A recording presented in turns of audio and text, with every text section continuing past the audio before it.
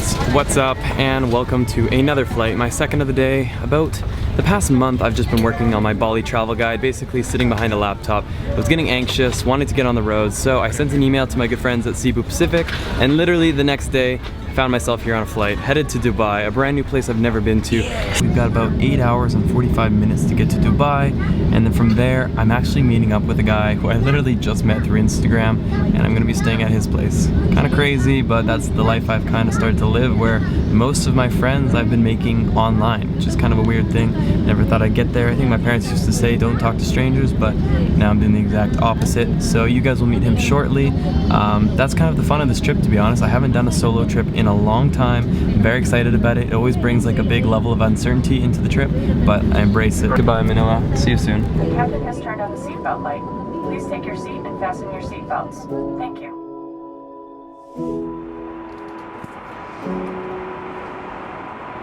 There it is right there, guys. That right there is the Burj Khalifa, the world's tallest building. We have just arrived here in Dubai, guys. About a 15-hour travel day. Currently 30 degrees outside. And one of the interesting things is that it's currently Ramadan, so I'll be learning more as we go on what that really means for being here in Dubai. I'm gonna be honest, I know absolutely nothing about the UAE. Which by the way, if you didn't know, Dubai is part of UAE. I know nothing about this entire area. I've never been to an Arabic country before. I'm very excited to explore the food, the culture, and best of all, I have locals who will be showing me around. I think that will be like the biggest game changer of this entire trip. So come and explore Dubai with me. I have no internet, don't know who I'm meeting. I've been here for about 10 minutes. He told me to come outside, but he's still not here yet. I'm hoping I'm in the right spot. I told him Terminal 1. I found my guy, and this is the crazy thing about travel. Like, people just trust each other. Like, at least I do. He clearly trusts me. He just left me alone in his car. So this is actually Akshay. I'll introduce you in a second. And he is friends with Nabil. And Nabil's the one that I was talking to through Instagram. They work together. Things are moving so quick for this trip, but I love it. The man himself, this is Akshay. Woo! How you doing, man? I'm good, how are you? So we're literally just meeting right now, and it was kind of funny because every time I left the airport, I had no Wi-Fi. So I'd go stand in the middle of the intersection there. He would go into the airport to try to find me. And then when I was like, okay, he must have gone inside, he would come back outside. He sent me a photo of exactly where I was standing. So we were just like tailing each other, following in a circle. Where are we going now? We are heading to this place called Kana Cafe. Okay. It's a very famous place in Dubai, okay. Especially at this time of the day, at like 12 in the night. It's a very famous shisha place, one of the best in the town. So we're going there right now. I'm stoked. This is awesome.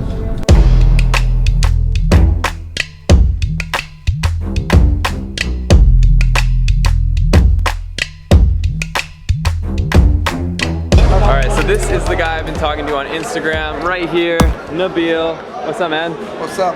How are you liking the shisha over here? You know, it's one of my firsts. We're trying out some of the local traditions here. And I just got myself a Moroccan tea.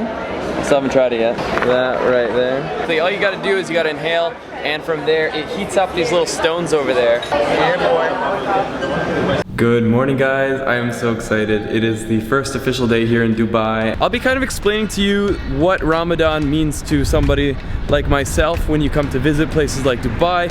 And here we go, my first experience of the Arabic sun. It's about 10:30 a.m. right now, and it's gotta be at least 35 degrees. It's hot. Gotta cross the desert to get across the street. What Akshay and Nabil explained to me, for Westerners, it's okay, you can keep eating as normal, but you can't do it in public, so you have to go inside of a restaurant. Apparently some restaurants will be completely boarded up, so you cannot see inside. If he was to eat, it would actually be completely illegal, and people will actually call the cops on you. You could spend time in jail. So it's taken very seriously. Essentially, they're not gonna put me in jail as long as I'm respectful of their tradition. See, so this says open.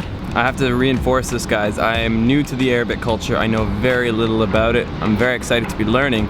But the whole situation here was very confusing. So basically everything looked closed from the outside to the inside. The only giveaway that they were open was an actual LED open sign. So I go in there, all the stools, all the chairs are reversed on top of the table, kind of signifying that, yeah, you can't sit here. So I go flip one of the chairs, go have a seat, and he's like, oh, like kind of come away from there. Like almost like he didn't want me to be near the window. And so I was like, okay, fair enough. I walk over, I sit down on a chair like this, kind of next to the counter, away from any windows. And he's like, yeah, if you're gonna order, like you can't eat here, like police could come in here and it would be a lot of trouble for us. I guess most restaurants cannot have people eating there, but they can maybe sell the food. So I'm not exactly sure what's going on. I know that basically he said it'll have to be takeaway food. I'm not sure where I'll eat it. If you're watching this and you're used to this is part of your tradition. I'm learning as I go. I got my food. All right guys, here we go, check it out. I've brought it back to a safe place to eat it. I've got a mutton curry, I've got an omelet, and paratha, which is one of the Indian breads here. And this entire meal here, actually quite cheap, was around 19 dirham, which is about probably $6, even a bit less, $5. Good morning, Nabil. Morning, bro. What are we up to today? We're gonna go to the top of the world's tallest building called the Burj Khalifa. So we're gonna go on the 135th floor. So right now we're going up 125 floors. There's actually a higher point you can go to, but we don't have access to that today. We're going to what's known as at the top. Very excited. They took my microphone, but they didn't take my camera, so life's still good. I think only less than a year ago, Saudi Arabia announced that they would be building a taller tower than this, and so they're like, how else do we respond? Well, we're gonna build something even taller. Dubai is responding with an even taller tower that's apparently going to be just shy of 1 kilometer tall, and it's going to be built up in their new area, which is supposed to be like an elite neighborhood by the name of Creek Tower. Creek Tower. So it took 5 years, guys, from 2004 to 2009 to complete the entire structure. The fastest elevator in the world right here. We made it.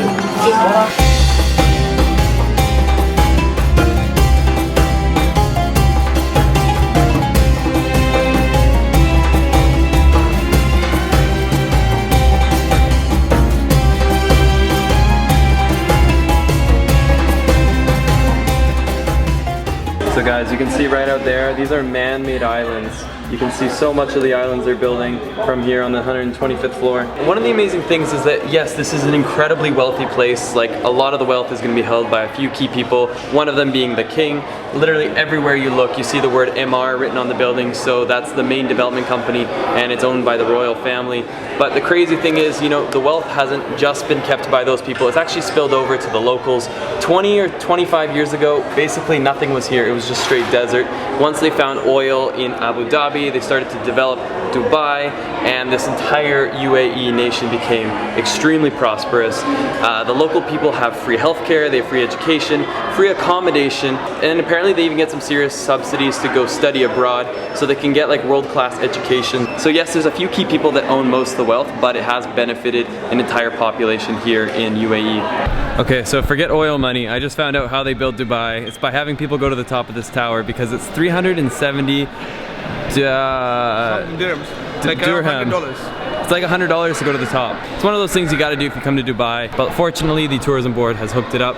So we've got a few awesome activities, including going in a hot air balloon, which we'll be doing first thing in the morning tomorrow. So for anyone wondering what it's gonna look like to come to Dubai during Ramadan, well, you could probably see for yourself. This is a fully functional food court.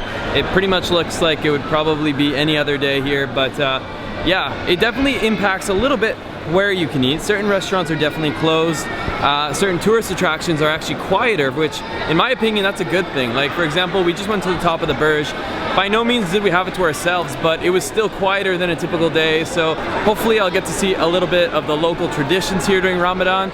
I still have a lot of learning to do here, but it's very cool to be exploring this place. This is a very, very wealthy city.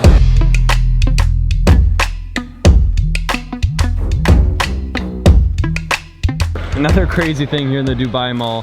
Look at this amazing LED panel on top of a huge aquarium. One of the craziest things about Dubai is how easy it is to get around if you have a car. I don't know how cheap taxis are. Is it a little bit expensive?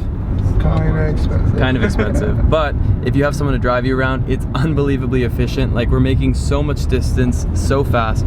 Apparently the ticketing machines are actually all automated here, so if you go a little too fast, like if you're doing 140, you could probably trigger one of the machines, which will just send you a text message letting you know that you probably owe about 700 of the dirhams. Like around $200. Around $200 speeding tickets, so you don't want to mess around with that. What's up, man? What's up, man? What's your name? Arman. Nabil's got a team of how many people now? We are three guys. Three guys? 3 friends, and like started our own company over here. Yeah. And we are like trying to find our way to grow. Awesome. Yeah. The hustle. Yeah, the hustle. I just quit fitness training like a year ago, and I went into this field like completely full time as a freelancer. Sometimes you just gotta commit. You don't always know what's going on, but get out there, start up the business. I think so many people try to get caught up in like getting everything perfect before they start, but the best thing to do is just start now, make the baby steps, and the rest will follow. So I wanted to confirm it was true before I said it here, but one of the funny things about Dubai is that you see everyone rolling around with Ferraris, Lamborghinis, you know, $50,000 watches. But at a certain point, like, what more can you do with your money? You can't buy a nicer car than an Aventador or a McLaren. You reach a limit. So you need to find something that's even more scarce than luxury cars. And how do you do it? Well, the license plate. So here in Dubai, license plate numbers can go for millions of dollars. If you get a 3-digit license plate like 696, well, you'll probably pay like anywhere from $500,000 to $1 million. If you get something like a single-digit license plate, well, first of all, I don't know how you'd get it. You need unbelievable amounts of money to get it, but literally that's how the wealthy differentiate themselves, is with the single or double-digit license plate number that supersedes their car. It's absolutely crazy. And one of the other things too is there's a letter on your license plate. And you were just telling me that essentially, if you have an A, it means you've got wasta, is that the word? Yeah. What does wasta mean? Wasta. Wasta means connections. You got the connections. Yeah. So if you have an A, you're probably a sheikh or you're connected. Connected. Yeah. That's about it. Yeah. So being connected helps a lot over here. So what's your license plate look like? I don't have a car, man. We are now in Old Dubai, the original Dubai. The side that we were in, where the Dubai Mall is, where the Burj is, that was built within like 10-15 years. Like, it just exploded once the money got poured into the economy. But this is the original Dubai right over here. You can kind of see it. It's got more of that typical Arabic Aladdin style to it. I'm sorry if I used Aladdin. That happened real quickly. We just stepped on it and we're already off. We're paying about $15 US for half an hour on a private boat.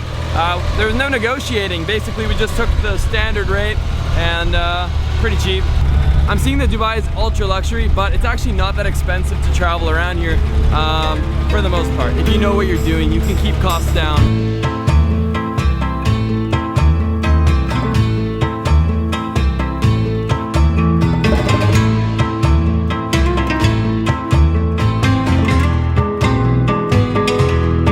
See you in a bit, Emil. See you in a bit. So you're going to Iftar, right? I'm going to Iftar because I'm fasting, so I'm gonna break the fast in like an hour. All right, sounds good, man. See you later. As you can imagine, if you haven't eaten all day, you're probably pretty hungry. So the time of the day when people are allowed to eat, around 7 p.m. after sunset, people get together, they spend time with their family, and with that time they have a really nice meal. So that's where he's off to. He's off to enjoy Iftar, and he said he'll take me to an Iftar like tomorrow or the day after. I'm excited to try that out. My daughter also. It's your daughter? Okay. Yeah. Oh, that's sweet. Family reunion. See, that's what Iftar is all about. You're spending time with your family, even though I don't know if they were related. We are at the Dubai's oldest textile market. Okay. Started like what, 15 to 20 years ago. I think it's the oldest. Yeah. Awesome. So look at that. Arabic style cushions. Could use some of those for my villa back home. Maybe I'll do a bit of shopping. Oh. You want Viagra? Look at that. Viagra. Viagra, that's a great spice. The spice of life. I think he need, also you need. Oh, you are very right, my good friend. Half kilo, come on. Half kilo of Viagra. Bring some home for the whole family. That's nice. Whoa. Look at this.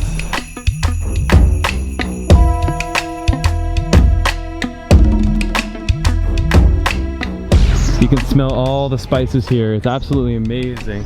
So this area is called Burj Dubai, and it's where most of like the working class lives. So this is the old Dubai before the entire new area just exploded and came up. So it's very, very cool to get to check this out. Wasn't expecting this, but we just jumped off the boat at the other side, and now we're exploring the market. Very cool. See this, guys? I think we've all seen a movie and we know what this does. There's just a falcon right here. Just straight chilling. whoa. Can you imagine if it pounced on you? That'd be amazing. I'm gonna be honest, guys, I don't know what's going on here, but you do. So what is going on? So they're gonna get food always served over here. Yeah. Since it's Ramadan, it's gonna be Iftar time in the next half an hour. So this is for Iftar. This is for Iftar. So he's gonna get served coffee, dates is there, they're gonna get food in from there. Basically, all the food here is free. Even I could go eat it apparently.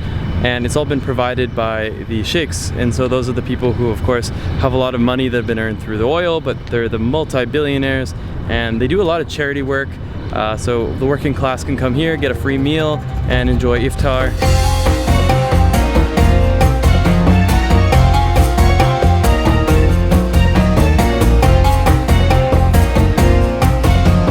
Alright, so it just hit 7 o'clock, which means Iftar literally just started. So it's crazy, like everywhere you go, people are lining on the streets. There's even police officers handing out boxes of food to people, and it's all completely free. Wow, it's huge. There's so many people.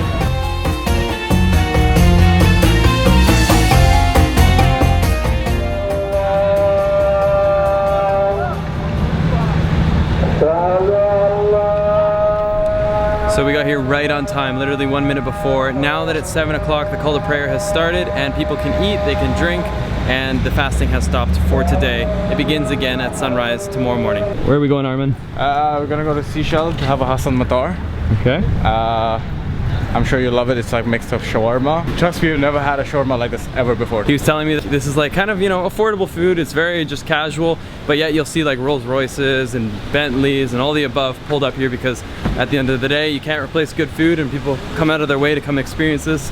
It's Indian style food, which as I was kind of shocking them, I was letting them know that my mom even makes Indian food back home, dal, butter chicken. So I'm no stranger to Indian. So this right here is Hassan Matar, and it's an Arabic wrap sort of thing, almost like a shawarma. Almost like a shawarma. Yeah. And the coolest thing of it all was that that was 6 dirham, which is roughly about $1.75 US. I love it. Yeah. I think I'm gonna order another one. There it is, the Bentley. Ooh, what's this one? Karak chai. Karak chai? Yeah. All right. There you go. Thank you very much. I just found a little street friend.